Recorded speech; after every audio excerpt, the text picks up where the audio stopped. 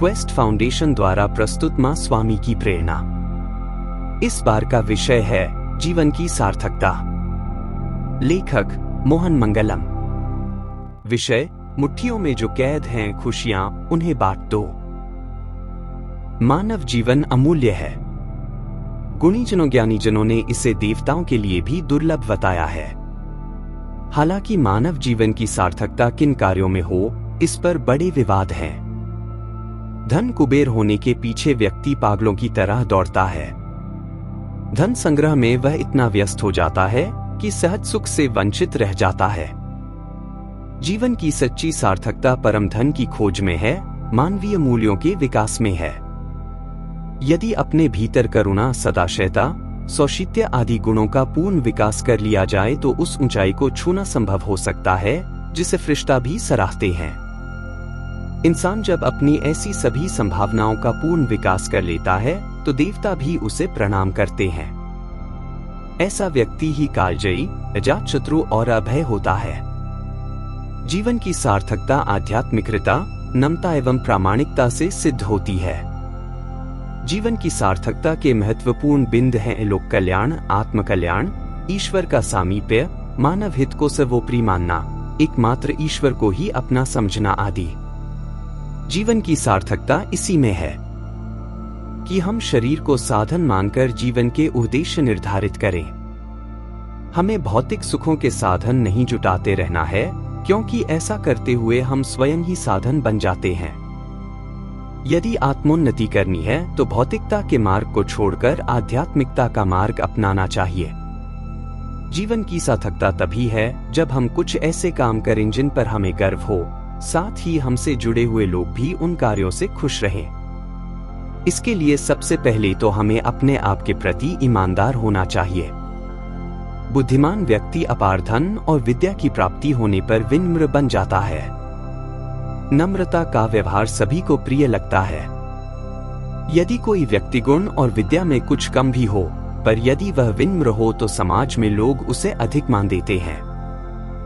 अपने दुख से सब परेशान रहते हैं, पर जगत में कितने लोग ऐसे हैं जो दूसरों के दुख को अपने ऊपर लेकर उसी को आनंद का विषय बना ले। ऐसे लोगों को भारतीय परंपरा संत कहती है। परम भागवत रंतिदेव दुख पीड़ित व्यक्तियों के दुख को दूर करना ही अपनी एकमात्र अभिलाषा मानते थे। स्वर्ग और मोक्ष को भी उन्होंने प्राथमिकता नहीं दी। सर्वोत्तम मानव वही है जो हर समय रोते हुए के आंसू पोंछने के लिए प्रयत्नशील हो। यह मनुष्य होने का लक्षण है। मनुष्य बनने की चाहत को फलीभूत करने के लिए हमें सबसे पहले दूसरों के दुखों को अनुभव करने और दूर करने का संकल्प लेना होगा। यदि दूसरों के दुख को देखकर आंसू नहीं बहाए तो जीवन जीना ही व्यर्थ चला गया, और किसी के आंसुओं को पोंछने की क्षमता अर्जित नहीं की तो जीवन के सबसे बड़े सौभाग्य से वंचित रह गए। संसार में दुख तो है, तब दुखी को देखकर पसीजने और उसको दूर करने की क्षमता वाले व्यक्ति भी होने चाहिए। जिंदगी होड़ है, जिंदगी दौड़ भी है, पर यदि यह होड़ और दौड़ दूसरों का दुख दूर करने के लिए नहीं है तो ये सारे प्रयत्न व्यर्थ हैं। खुशियां उनको मिलती हैं जो दूसरों को खुशी देखकर खुश होते हैं। यही जीवन की सार्थकता है।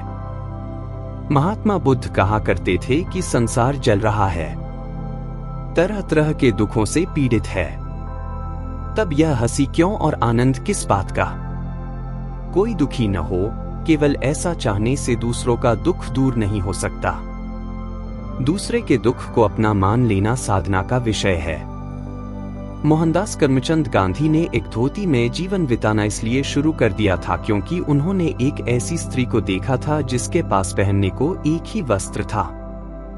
गांधी जी की यह सोच उनको महात्मा पद पर प्रतिष्ठित कर गई। अच्छी और ऊंची सोच जीवन की सफलता के मूल मंत्र हैं। यदि हम सक्षम हैं तो किसी जरूरतमंद की मदद जरूर करनी चाहिए। इससे अपार खुशी मिलती है। हम अपने घर परिवार और हमसे जुड़े हुए लोगों को खुशी दे पाएं तो ही जीवन की सार्थकता है। किसी कवि ने बहुत ही अच्छा कहा है, मुट्ठियों में जो कैद हैं खुशियां, उन्हें बांट दो यारो ये हथेलियां तो कैसे भी एक दिन खुल ही जानी है।